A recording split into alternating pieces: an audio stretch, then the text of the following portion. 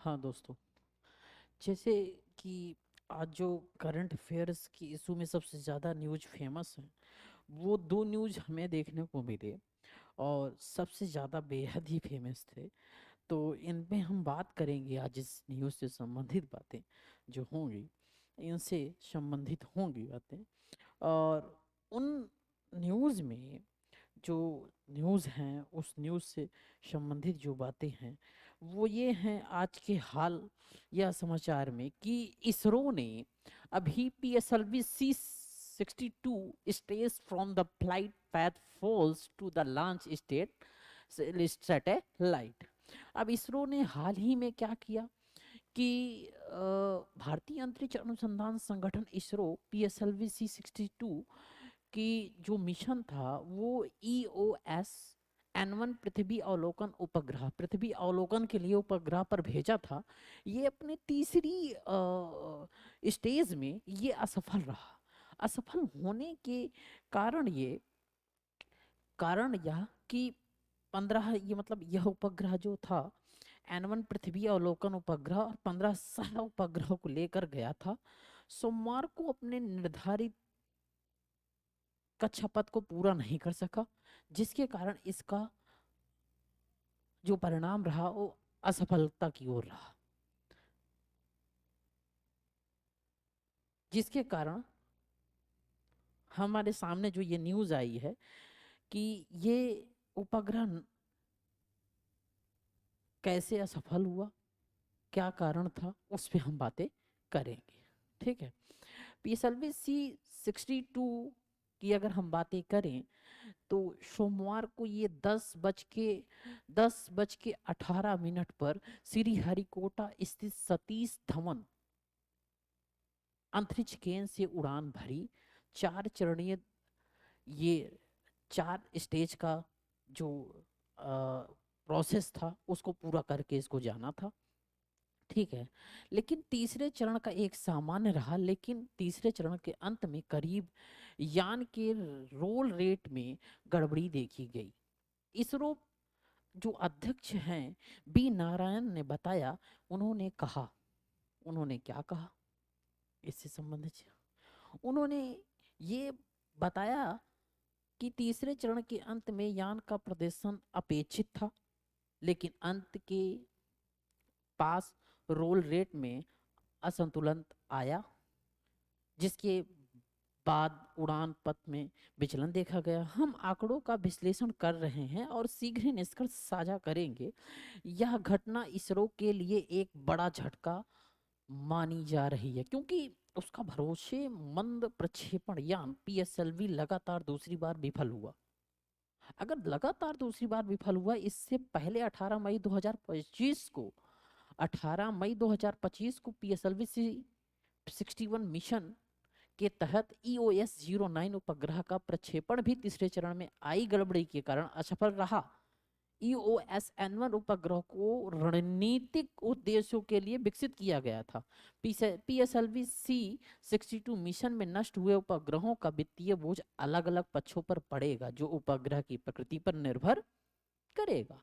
अंतरिक्ष उद्योग में किसी विफल मिशन का एकमात्र भुगतानकर्ता नहीं होता। नुकसान को सरकारी निधि और बीमा दावों के मिश्रण से वहन किया जाता है। सामान्यतः सरकारें अपनी रणनीतिक या सैन्य उपग्रह का बीमा नहीं करवाती, क्योंकि बीमा प्रीमियम अत्यधिक होता है। इस मामले में DRDO द्वारा विकसित EOS-N1 उपग्रह का सीधा वित्तीय नुकसान राज्य को उठाना होगा और राज्य DRDO को इसके प्रतिस्थापन हेतु नया बजटीय अनुमोदन लेना पड़ सकता है।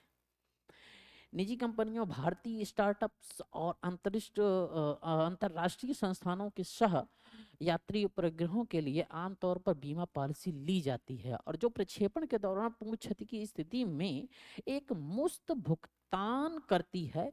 यदि किसी कंपनी ने बीमा नहीं कराया है तो उसे पूरा नुकसान स्वयं वहन करना पड़ता है।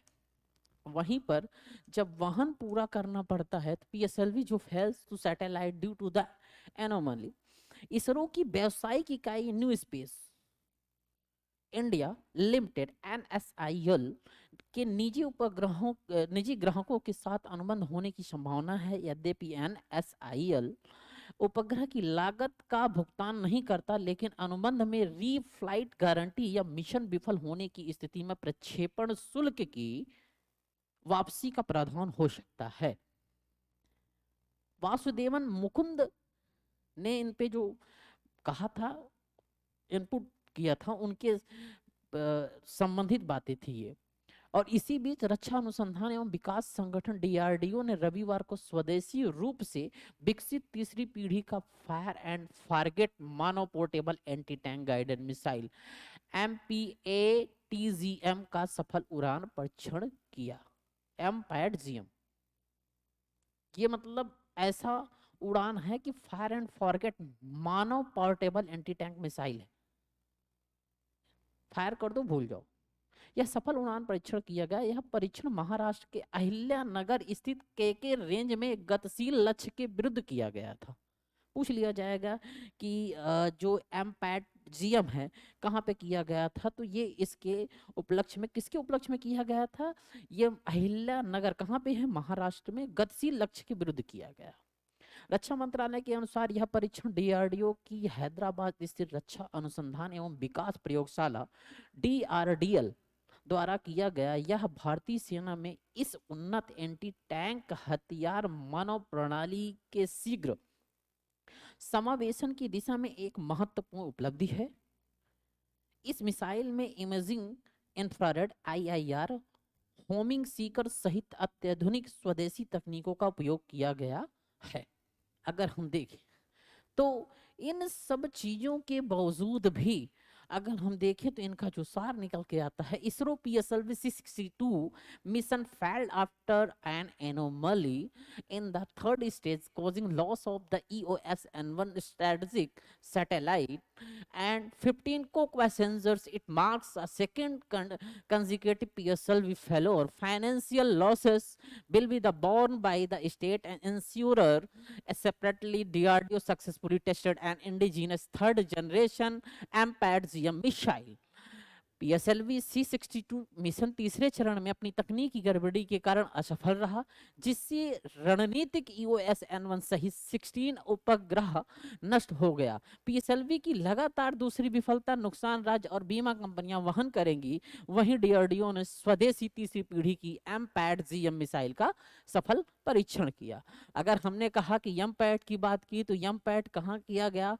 MPAT की जो बात हुई तो ये सबसे पहले MPAT जो रहा वो तुम्हारे महाराष्ट्र के जो है महाराष्ट्र के अहिल्याबाई से इसका उड़ान, इसका फ्लाइट टेक ऑफ फ्लाइट किया गया, अर्थात इसको उड़ान दिया गया। इस उड़ान से इससे जो लाभ हुआ, एक परीक्षण ऐसा रहा, एक टेस्ट ऐसा रहा कि जो दूसरी ओर सफल भी दिखता रहा, लेकिन उस परिणाम की ओर अगर हम देखें कि जिस तरह ये हमारा PSLV अर्थात C62 असफल रहा, इसके पहले भी ऐसे ही उड़ान असफल रही। तो दो टाइम्स अगर दो बार ऐसी उड़ानें असफल रहती हैं तो इसका मतलब है कहीं ना कहीं इसका प्रभाव स्टेट गवर्नमेंट पे पड़ेगा। और यह प्रभाव जो है, क्योंकि इसका जो पॉलिसी बनाती है गवर्नमेंट, वह पॉलिसी डायरेक्ट किसी पॉलिसी, इससे संबंधित जो पॉलिसी होगी वो ज़्यादा कॉस्टली हो जाती है, इसलिए इसकी जीवन बीमा पॉलिसी नहीं बनाई जाती और ना बनाने के कारण यह स्टेट पर एक प्रेशर का काम करेगा। और जब यह प्रेशर का काम करेगा तो इससे संबंधित यह बातें हैं कि यह एक तरह का हमारे यहाँ कहीं ना कहीं आर्थिक रूप से राज्य के लिए ज़्यादा दबाव है। वहीं पर अगर हम देखें तो इसमें किस तरह के क्वेश्चन बन सकते हैं, मेंस में क्वेश्चन किस तरह के क्वेश्चन देखे जा सकते हैं। वो क्वेश्चन ये देखे जा सकते हैं कि defence technologies present a paradox in India's strategic capacity building. Critically examine this paradox in the context of technological governance, mission assurance and civil military convergence in India's space and defence ecosystem. अगर UPSC के पेपर मुख्य परीक्षा में जो है GS3 paper, GS2 paper से इन paper इस तरह के प्रश्नों को देखे जाने की संभावना होती है। अगर हिंदी में देखें, भारत के वर्क हॉर्स प्रक्षेपण यान PSLV polar satellite launch vehicle की बार बार विफलताएं और साथ साथ स्वदेशी रक्षा तकनीकों में प्रगति भारत की रणनीतिक क्षमता निर्माण में एक विरोधाभास प्रस्तुत करती हैं। इस विरोधाभास की प्रौद्योगिकी, शासन, मिशन आश्वासन तथा अंतरिक्ष रक्षा, नागरिक सैन्य अभिसरण के संदर्भ में आलोचनात्मक विवरण या विवेचना कीजिए। इस प्रकार के यहाँ पे प्रश्न पूछने जाने की संभावना होती है। वहीं पे अगर हम देखते हैं तो अभी हम देखते हैं कि जो retail inflation eight 3 month high of the 1.33% in the December, increase figure still below RBI's lower comfort level of 2% data show broad-based decline in price level across the sectors as reason for low figure. Core inflation at 28 months high of 4.8% says expert. अब TCS Sharad Raghavan जो है न्यू दिल्ली में, इन्होंने कहा India's retail inflation quick to the 3 month high of 1.33% in December 2025, which is still significantly below lower comfort 2% set by the Reserve Bank financial on data फला फला। अगर इनको देखा जाए तो रिटेल इन्फ्लेशन में 3 महीनों में देखा जाए तो ये जो फिगर हमें देखने को मिलता है कि ये डिक्लाइन हो रहे हैं प्राइस लेवल किस सेक्टर में, अक्रॉस द सेक्टर अगर देखा जाए तो ये प्राइस लेवल जो कोर इन्फ्लेशन का होता है, increase the figure below the RBI's lower comfort. अब डाटा जो है इनके धीरे धीरे कम होते जा रहे हैं और वहीं पे 28 हाई ऑफ 4% 8 एक्सपर्ट की माने तो जो कोर इन्फ्लेशन होगा 28 महीने के करीब हाई, तो जो 4.8% होगा। तो इस इन्फ्लेशन की जो इन्फ्लेशन की बात आ गई, तो इन्फ्लेशन से संबंधित बातें अगर हम देखते हैं तो ये इन्फ्लेशन से जो पूरा अभी जो है इन्होंने कहा कि 1.8% इन prices in December 2025 and moderation from the contraction of 2.8% seen in November. This is likely due to a high base effect as in inflation in this category stood at 7.7% December last year. However, inflation was the high at 5% for meat. The oil, fruits will continue to expert upward the pressure of the coming month. Madan Shabnawi, chief economist, the Bank of Baroda, said to the inflation pan to the tobacco and intoxication। मतलब ये कह रहे हैं कि ये जो inflation बढ़ेगा किस किस एरिया में ज़्यादा प्रभाव करेगा और किस किस एरिया को ज़्यादा दिखाएगा, इससे इन सब चीज़ों को ये विभिन्न विभिन्न जो अर्थशास्त्री हैं वो अपनी अपनी राय शेयर कर रहे हैं कि क्या क्या जंक्शन हो सकते हैं, क्या क्या पॉसिबिलिटीज़ हो सकती हैं कि कितने कितने चीज़ें बढ़ सकती हैं, ये सब बताने की कोशिश कर रहे हैं। ठीक, अब बस यहीं तक। Thank you.